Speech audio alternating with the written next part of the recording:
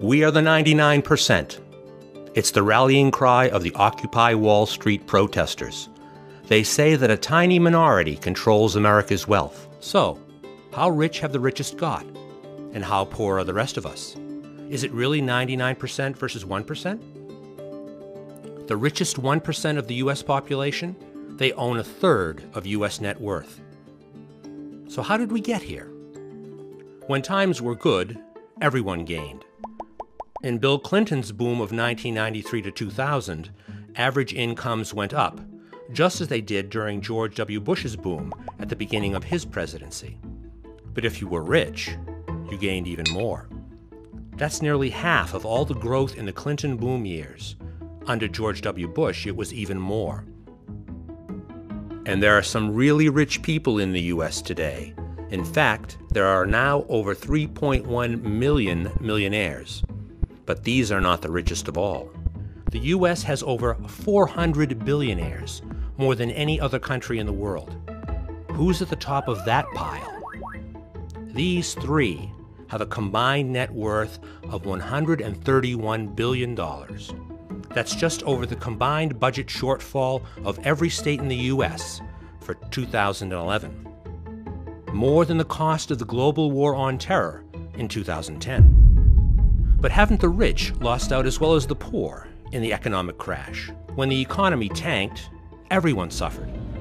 In 2010, the average American earned $26,487, down over $2,000 in real terms on 2006. If you were poor, it's been an even bigger drop. The 24 million least wealthy households in America saw their average income go down by 10%. If you were super rich, it went down too. The 400 wealthiest American households lost around 4%, including inflation. That's down to an average of $270.5 million per household. So the richest lost 4%. The poorest lost 10%. Part of the reason average Americans have been hit so hard is where their wealth comes from. Before the crash, middle-class Americans had 65% of their wealth tied up in their house. But the richest 1% of the population kept most of their wealth in stocks and shares and business. So, when house prices went south, many Americans found their wealth disappearing too. Now, 1 in every 7 Americans lives below the poverty line. That's a record 46.2 million people. 1 in 6 Americans have no health insurance. That's 50 million people. Of every 17 Americans, at least 1 will be earning below the minimum wage of $7.25 per hour.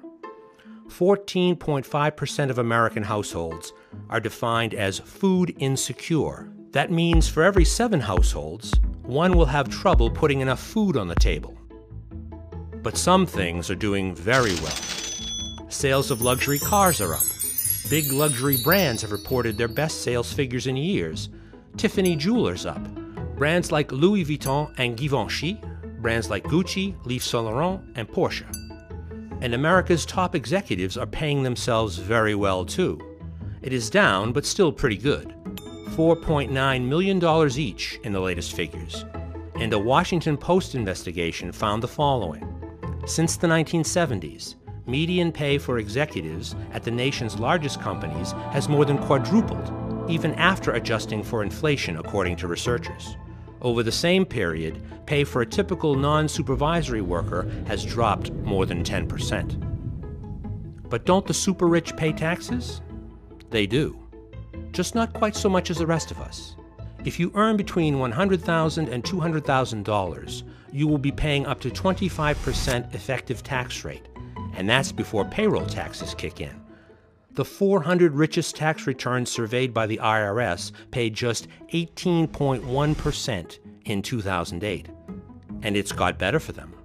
In 2001, as George W. Bush became president, that rate was 23%. So is it 99% versus 1%? The richest 1% of the U.S. population own a third of U.S. net worth. But an even smaller group, the 0.01% of the population, are at a record high. In fact, is it really 99.99% versus 0.01%? So where do you fit? Are you one of the 99.99% or one of the 0.01%?